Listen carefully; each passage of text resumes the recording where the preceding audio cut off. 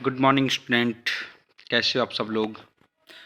तो बच्चों, आज हम यहाँ पे जो पढ़ेंगे कि जो हमारे कुछ महत्वपूर्ण एसिड हैं हमारे प्राकृतिक स्रोतों से प्राप्त होते हैं, है ना। जो तो उनके उनके अध्ययन करेंगे और पीएच स्केल का अध्ययन करेंगे। ठीक है, तो पहला जो हमारा टॉपिक है कुछ प्राकृतिक स्रोतों से प्राप्त होने वाले महत्वपूर्ण एसिड, जिनका काफ़ी कॉम्पिटिटिव एग्जाम में भी क्वेश्चन बनता है इससे, और हमारे जो उत्तराखंड बोर्ड के लिए भी काफ़ी इंपॉर्टेंट है। तो जैसे हमारे पास फर्स्ट आपने सिरका, सिरका जो विनेगर होता है, ठीक है, इसमें एसिटिक एसिड पाया जाता है। कौन सा? एसिटिक एसिड या एथेनोइक एसिड भी कहते हैं इसको। अभी उत्तराखंड बोर्ड में भी इसका एक क्वेश्चन आया था, एसिटिक एसिड का फॉर्मूला, है ना। दूसरा हमने संतरा, अब जितने भी संतरा, नींबू, कागजी, इस टाइप से कोई भी जो हमारे सिट्रस जो फल है उसमें सिट्रिक अम्ल पाया जाता है। इमली, इमली में टॉर्ट्रिक एसिड पाया जाता है। टमाटर, टमाटर में क्या है? Oxalic acid. टमाटर हो एक सॉरेल का वृक्ष, काफ़ी फेमस होता है, उसमें भी ऑक्जेलिक एसिड पाया जाता है। दूध एवं दही, इसमें लैक्टिक एसिड पाया जाता है। नींबू, नींबू मैंने कहा नींबू, संतरा, इस टाइप से आता है, तो इसमें क्या है? सिट्रिक अम्ल पाया जाता है। चींटी के डंक में, ठीक है, मैथेनोइक एसिड, इसको कॉमन नेम क्या है? फॉर्मिक एसिड भी कहते हैं। नेटल के डंक में क्या है? Methanoic acid. देखो, चींटी के डंक में, आपके मधुमक्खी के डंक में, या आपके बिच्छू घास में, इन सब में क्या है? मैथेनोइक एसिड पाया जाता है, जिसका फॉर्मूला क्या है? HCOOH। ठीक है, इसका फॉर्मूला क्या है? HCOH। फॉर्मिक एसिड, इसका कॉमन नाम क्या है? फॉर्मिक एसिड, है ना। जैसे उसी प्रकार से जो सिरका है, ठीक है, सिरका में हमारा क्या है? एसिटिक एसिड पाया जाता है, जिनके फॉर्मूला क्या है? CH3COOH। ये एसिटिक एसिड है। इसका ही फॉर्मूला अभी उत्तराखंड बोर्ड 2023 में आया था, ठीक है, कि एसिटिक एसिड या एथेनोइक एसिड का जो रासायनिक सूत्र है ये क्या? CH3COOH। देखो उसी प्रकार टॉर्ट्रिक एसिड है, ठीक है। तो देखो इसके फॉर्मूले तो काफ़ी बड़े बड़े हैं, लेकिन जो मैथेनोइक एसिड, एथेनोइक एसिड, या फॉर्म जिसका कॉमन नाम क्या मैथेनोइक एसिड का, वो है फॉर्मिक एसिड। और जो एसिटिक एसिड है इसका कॉमन नाम है आपके पास, एसिटिक एसिड का जो कॉमन नाम एसिटिक एसिड है, और इसका जो रासायनिक नाम है, जो आईयूपैक नेम है, वो है एथेनोइक एसिड। जो नेक्स्ट टॉपिक जो हमारा आज का मेन टॉपिक है वो है पीएच स्केल, पीएच पैमाना, पोटेंशियल ऑफ हाइड्रोजन। अब देखो पीएच स्केल होता क्या है? ये एक प्रकार का स्केल है। माना कोई भी हमारे पास विलयन है, ठीक है, और किसी भी विलयन में अगर हम हाइड्रोजन आयन की मात्रा, मतलब सांद्रता H प्लस आयन की, किसी विलयन में H प्लस आयन कितना परसेंट है, ठीक है, तो उसकी सांद्रता मापने के लिए हम एक स्केल का प्रयोग करते हैं। क्या है? एक स्केल का प्रयोग करते हैं, उसे क्या कहते हैं? PH scale. सांद्रता मतलब होती है मात्रा, कि किसी भी विलयन में अगर हम हाइड्रोजन आयन की मात्रा मापते हैं कि इस विलयन में हाइड्रोजन आयन की मात्रा कितनी है, उसे क्या कहते हैं? PH scale. उसके लिए किस एक स्केल का प्रयोग करते हैं, किसे कहते हैं? PH scale. एक नंबर का बहुत सारा क्वेश्चन पूछा जाता है, पीएच स्केल का प्रयोग किया जाता है। तो प्रयोग किया जाता है हाइड्रोजन आयन की सांद्रता मापने में, ठीक है। अब देखो इससे जो है हमारी अम्लीयता और क्षारीयता का पता कैसे लगता है, ठीक है। तो इसका क्या है कि देखो इसका सिर्फ काम है हाइड्रोजन आयन की सांद्रता मापना, लेकिन जो H प्लस आयन है वो क्या है? अम्लीयता का सूचक होता है, अम्लीयता बताता है। जब किसी विलयन में हाइड्रोजन आयन की सांद्रता मात्रा अधिक होती है तो विलयन क्या है? अम्लीय होता है, ठीक है। और जिसमें OH हाइड्रोक्साइड आयन की मात्रा अधिक होती है वो क्या है? क्षारीय विलयन है, ठीक है। तो हम क्या है? पीएच स्केल क्या है? हाइड्रोजन आयन की सांद्रता मापता है, जिसमें हाइड्रोजन के आयन की सांद्रता अधिक होती है वो क्या है? अम्लीयता बताता है कि किसी विलयन की अम्लीयता कितनी है, ठीक है। अच्छा, अब देखो यहाँ पे जो हमारी डेफिनेशन लिखी है पीएच स्केल की, पीएच किसी विलयन में उपस्थित H प्लस आयन की सांद्रता ज्ञात करने के लिए एक स्केल विकसित किया जाए, जिसे पीएच स्केल कहते हैं। पीएच स्केल जो सबसे पहले बताया था वो बताया था सोरेंस ने। सोरेंस एक वैज्ञानिक हुए थे, सोरेंस। सोरेंस पीएच स्केल की खोज किसने की? सोरेंस ने। अतः एक नंबर का क्वेश्चन पूछा था, पीएच स्केल की डिस्कवरी किसने की? ये किसने की? सोरेंस ने, ठीक है। तो सोरेंस नामक वैज्ञानिक ने सबसे पहले पीएच स्केल की डिस्कवरी की थी, ठीक है। अब पीएच में पी क्या है, पुसॉन्स, पोटेंस। पी का मतलब है पोटेंस, जो एक जर्मन शब्द है जिसका अर्थ क्या है, शक्ति। शक्ति मतलब कि potence of hydrogen, potential of hydrogen, hydrogen की शक्ति या हाइड्रोजन की मात्रा या हाइड्रोजन की सांद्रता। ठीक है, किसी विलयन में हाइड्रोजन की सांद्रता कितनी है। ठीक है। अब देखो पीएच एक पैमाना है जिसमें 1 से 14 तक अंकित होते हैं, अंक 1 से 14 तक अंक अंकित होते हैं। ठीक है। अब देखो 1 से 14 तक यहाँ पे 0 होगा, 14 और 7। अब जो विलेन होगा जिसका पीएच मान 0 और 7 के बीच में होगा, 7 से कम होगा और 0 से अधिक होगा, या 0 से अधिक होगा। ठीक है, तो वो क्या है, अम्लीय विलेन होगा, अम्लीय।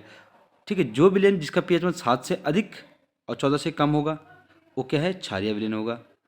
ठीक है, और जिस विलेन का पीएच मान 7 होगा वो क्या है, उदासीन विलेन होता है। ठीक है, तो यहाँ पे इसका दे भी रखा है कि पीएच इक्वल टू 7। और देखो पीएच जब क्या है 7 के बराबर होता है, पीएच क्या है 7 के बराबर है तो उदासीन विलयन। ठीक है, पीएच क्या है 7 से कम है, पीएच की वैल्यू क्या है 7 से कम है तो ये क्या है, अम्लीय विलयन है। और पीएच की वैल्यू अगर 7 से अधिक है तो क्षारीय विलयन है। ठीक है, अब वो ये या स्केल क्या है 0 से 14 तक अंक अंकित होते हैं। अब देखो इसमें क्या होता है कि जैसे हम पीएच मान 7 से कम आ रहा है तो हाइड्रोजन आयन की सांद्रता वृद्धि हो रही है, और हाइड्रोजन आयन की सांद्रता वृद्धि हो रही है तो अम्लीयता भी बढ़ेगी। पीएच की वैल्यू जैसे 7 से ऊपर जाते हैं हाइड्रोजन आयन की सांद्रता में कमी आ रही है, हाइड्रोजन आयन की सांद्रता में कमी आ रही है तो क्या है, क्षारीयता बढ़ रही है। ठीक है, जैसे जैसे हाइड्रोजन आयन की सांद्रता बढ़ती है अम्लीयता बढ़ती है, जैसे हाइड्रोजन आयन की सांद्रता घटती है वहाँ पे क्या है, अम्लीयता घटती है और क्षारीयता बढ़ती है। ठीक है, ये हमारा पीएच स्केल था। ठीक है, इससे कई क्वेश्चन बनते हैं। ठीक है, तो इसको हम अच्छे से पढ़ेंगे, पीएच स्केल। नेक्स्ट क्या है हमारे पास, कुछ यहाँ पे सॉल्यूशन है, विलियन है, इसके पीएच वैल्यू दी है, काफ़ी इंपॉर्टेंट है। देखो गैस्ट्रिक जूस, ठीक, गैस्ट्रिक जूस का पीएच मान 1 होता है। ठीक है, इसके बाद लेमन जूस, लेमन जूस हमारा जो नींबू का रस है उसका पीएच मान 2.5। विनेगर, सिरका, बहुत इंपॉर्टेंट, कई बार आया है, सिरका का पीएच मान 3 होता है। वाइन जो हमारी शराब है उसका पीएच मान 3.5 होता है। टमाटो जूस, टमाटर का जो रस है उसका पीएच वैल्यू क्या होती है, 4.1 का। ठीक है, एसिडेंट बहुत इंपॉर्टेंट है, एसिडेंट का कई बार आ रखा है कि एसिडेंट का पीएच वैल्यू क्या होती है, तो एसिडेंट की पीएच वैल्यू होती है 5.6, या अक्सर 5.6 से कम, वह रेंज जिसकी पीएच वैल्यू 5.6 से कम होती है एसिडेंट कहलाती है। यूरिन, यूरिन का पीएच वैल्यू क्या है, 6। मिल्क, दूध, दूध का पीएच मान क्या है, 6.5। ठीक है, शुद्ध जल, शुद्ध जल, अब देखो शुद्ध जल उदासीन होता है, इसका पीएच मान 7 होता है। ब्लड जो हमारा खून है उसका पीएच मान 7.4 होता है। और लाइम वाटर, लाइम वाटर का पीएच वैल्यू 11 होती है।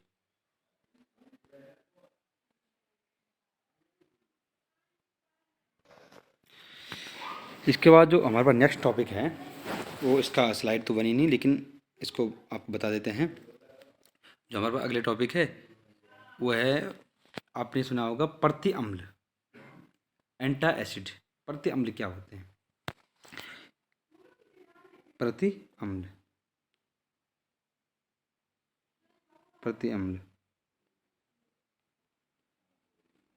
ठीक है, अब क्या होता है कि अगर हमारे जो आमाशय में है, ठीक, अम्लता की मात्रा बढ़ जाती है तो आपको पता है कि एसिडिटी होती है।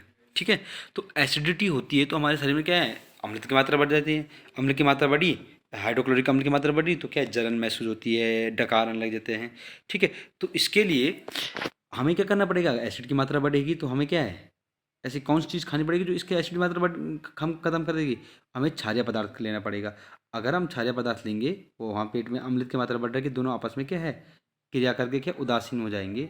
ठीक है, और इस अम्ल की मात्रा को कम कर देंगे। तो इसके लिए हम क्या करते हैं, क्षारीय पदार्थ मिल्क ऑफ मैग्नीशियम का उपयोग करते हैं। प्रति अम्ल क्या है, अम्लता से पीड़ित व्यक्तियों को, अम्लता से पीड़ित व्यक्तियों को औषधि स्वरूप दिया जाने वाला क्षारीय पदार्थ। देखो जो अम्लता से पीड़ित व्यक्ति होंगे उनको औषधि स्वरूप दिया जाने वाला क्षारीय पदार्थ क्या कहलाता है, प्रति अम्ल। प्रति अम्ल का जो हमारा एक एग्जाम्पल है, मिल्क ऑफ मैग्नीशियम, MgOH का होल ट्वाइज, MgOH का होल ट्वाइज, इसको मिल्क ऑफ मैग्नीशियम, ये एंटासिड के रूप में प्रयोग किया जाता है। बहुत इंपॉर्टेंट है कि मिल्क ऑफ मैग्नीशियम का प्रयोग कहाँ करते हैं, प्रति अम्ल के रूप में।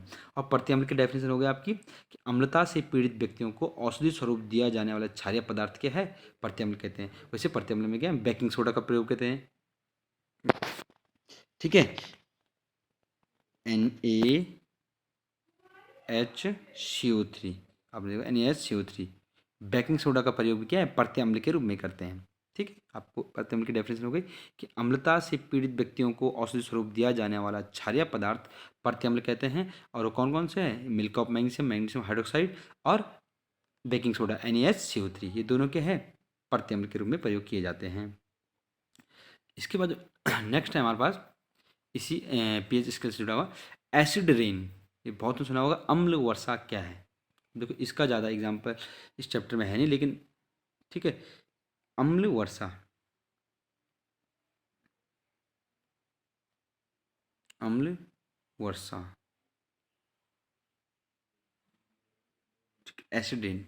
अब अम्ल वर्षा क्या है कि जब वर्षा जल का पीएच मान 5.6 5.6 से कम हो जाता है, 5.6 से कम हो जाता है, जब वर्षा जल का पीएच मान 5.6 से कम होता है, उस वर्षा को कहते हैं अम्ल वर्षा।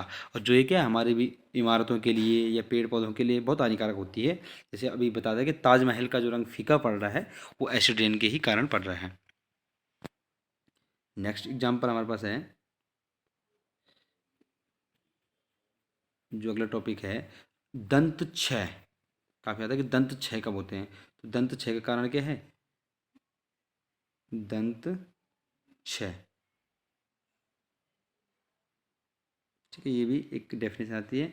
ठीक है, दंत क्षय क्या है, जब हमारी वक्कल कैविटी, जो मुख गुहा का पीएच वैल्यू जो है 5.5 से कम होती है, ठीक है, तो हमारे दंत क्या क्षय हो जाते हैं, ऐसे क्या दंत क्षय हो जाते हैं। ठीक है, अगर दंत क्षय कब होते हैं, तो क्या है, जब वक्कल कैविटी के पीएच वैल्यू क्या 5 से कम हो जाती है, इसे दंत क्षय कहते हैं। तो बच्चों आज के लिए इतना ही।